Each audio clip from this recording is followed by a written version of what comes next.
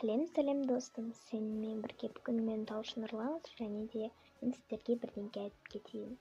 Досым, білесіздер ма, менің әкем айтқан болатын YouTube каналында 100 подписчик жиналса мен саған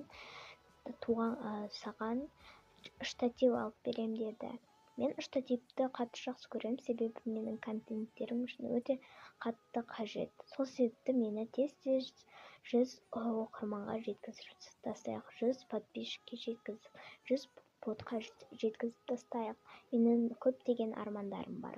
Және де мен отбасымдағы жалғыз қызбын. Және де мен отбасымда ешкім YouTube канал ашпаған.